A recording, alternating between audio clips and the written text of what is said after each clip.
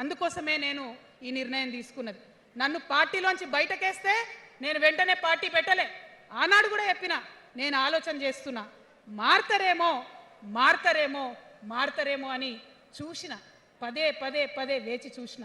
ఇవాళ నన్ను పార్టీలోకి వెళ్ళి సస్పెండ్ చేసి 10 నెలలైంది. నాకు నిజంగా మంచిగానే అయింది. ఎందుకు తెలుసా? ఆనాడు ఉద్యమకారులను ఇబ్బంది పెడుతుంటే నేను ఇంకా గట్టిగా మాట్లాడలేదు. ఆనాడు మీకు జరిగింది, ఇవాళ నాకు జరిగింది. కొత్త ఏం లేదు. కేసీఆర్ కోసం, టిఆర్ఎస్ పార్టీ కోసం, ఆనాడు తెలంగాణ ఉద్యమం కోసం ఇండ్లు అమ్ముకొని, భూములు అమ్ముకొని, ప్రతి ఊర్లో టిఆర్ఎస్ కండువా వేసుకొని పోరాటం చేసినటువంటి కార్యకర్తలు ఎక్కడున్నారు ఇవాళ? ఒక్క గుళ్ళ మెంబర్ ఇయర్ రాలేదా? ఒక్క గుడి చైర్మన్ ఇయర్ రాలేదా? తెలంగాణను వ్యతిరేకించి ఉద్యమాన్ని తొక్కిపట్టి మన మీద లాఠీలు పెట్టి కొట్టినటువంటి వాళ్ళకి తీసుకొచ్చి ఎమ్మెల్యే సీట్లు ఇచ్చి వాళ్ళ అనుచరులు వచ్చి మిడతల దండలాగా మన కార్యకర్తల మీద పడితే తల్లి కోడి కాపాడుకున్నట్టు పిల్లల్ని కాపాడుకోవాల్సిన మన కేసీఆర్ ఎడబోయింది. వచ్చిందా ఎవరికన్నా పదవులు?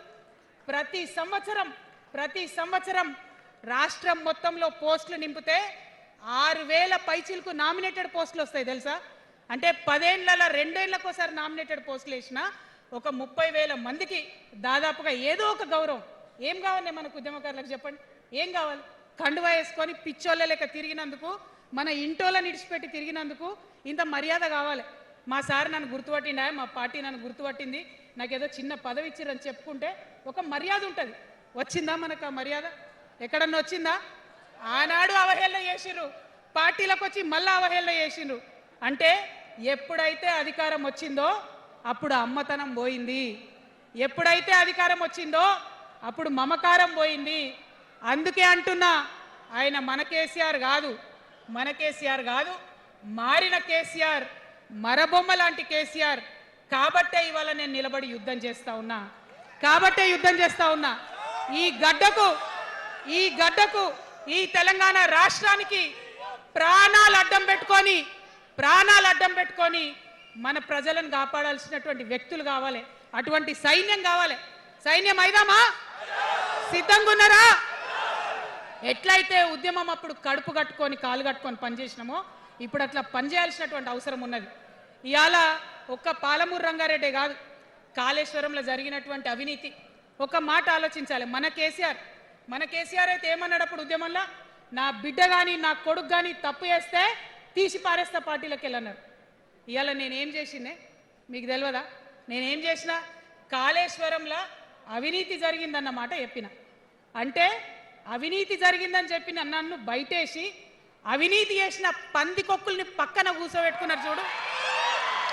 అది మన కేసీఆర్ కాదు. ఆత్మలేని మరబొమ్మ ఇప్పుడున్న కేసీఆర్. మన కేసీఆర్ కాదు. మన కేసీఆర్ అయితే కళ్ళెత్తి చూసే ధైర్యం ఉండకుంటుండే, కాళ్ళు మొక్కేటటువంటి తత్వం ఉంటుండే. ఇవాళ అది మన కేసీఆర్ కాదు. కాబట్టే ఎదురుగా నిలబడి కొట్లాడతా. నాతో కలిసి వస్తారా? సిద్ధమేనా? ఇవాళ బీఆర్ఎస్ పార్టీ చేస్తున్నటువంటి అనేక తప్పులు, అనేక అంశాలు ఉన్నాయి. ఒకటి కాదు, రెండు కాదు. ఇది ప్రారంభం మాత్రమే. మొదలు పెట్టినాం, జస్ట్ ఇల్లలికినాం. In front there is crocodiles festival. తర్వాత చాలా చెప్పేది ఉంది, అప్పుడు చెప్దాం. ఇప్పుడు ఏం జరుగుతుంది రాష్ట్రంలో? ఒక కర్కోటకుడు ఆయన పరిపాలన జరుగుతుంది. బాధ అనిపిస్తుంది ఒక పొలిటికల్ లీడర్ని కర్కోటకుడు అనాలంటే. కానీ అనక తప్పని పరిస్థితి.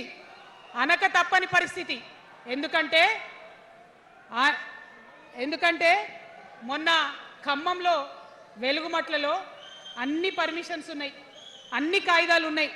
అర్ధరాత్రి పోయి ఇల్లు కూలగొడితే ఒక నిండు గర్భిణి టెన్షన్తోని అబార్షన్ అయిపోతే ఆ తండ్రి ఏడ్చిన ఏడ్పులు, ఆ తండ్రి రోదన ఇంకా కూడా ఈ చెవులకు వినబడుతుంది. కాబట్టి ఇప్పుడున్న సీఎంని కర్కోటకుడనే అంట, హిట్లర్ అనే అంట. 2 నెలల చిన్న పాప పసికందు కుమ్మెర గ్రామంలో చచ్చిపోతే ఇప్పటి వరకు కూడా కేసు పెడతలేరు. హోంమంత్రి కూడా ముఖ్యమంత్రే, ఆయనకు తీరిక లేదు పాపం. చిన్న పసికందు చచ్చిపోతే ఇప్పటి వరకు కేసు పెడతలేరు. అందుకే అంటున్నా, కర్కోటకుడైనటువంటి సీఎం పరిపాలనలో ఉన్నాం. ఖచ్చితంగా కొట్లాడాల్సిందే. మనం ఏదైతే గురుకులాలు ఉన్నాయో వాటిలో విషం పెట్టి పిల్లల్ని చంపుతా ఉన్నారు. అయినా సరే విద్యాశాఖ మంత్రిగా ఉన్న సీఎం మాట్లాడతలేడు. అందుకే కర్కోటకుడు అంటా ఉన్నాం, అందుకే హిట్లర్ అంటా ఉన్నాం. కర్ల రాజేష్ అనేటటువంటి దళిత యువకుడు కస్టడీలో చచ్చిపోతే ఇప్పటి వరకు కూడా దానికి బాధ్యులైన పోలీసులను ఏం చర్యలు తీసుకోలేదు వాళ్ళ మీద. అందుకే కర్కోటకుడు అంటా ఉన్నాం, అందుకే హిట్లర్ అంటా ఉన్నాం. పిడికిలి బిగించి ఇప్పుడున్నటువంటి రాక్షస కాంగ్రెస్ పైన ఖచ్చితంగా కొట్లాడతాం, అందరికన్నా ఎక్కువ కొట్లాడతాం. ఇప్పుడు మనమే ప్రధాన ప్రతిపక్షం అవుతాం, 2 ఏళ్ల తర్వాత మనమే అధికార పక్షం అవుతాం. ఖచ్చితంగా అధికారంలోకి వస్తాం.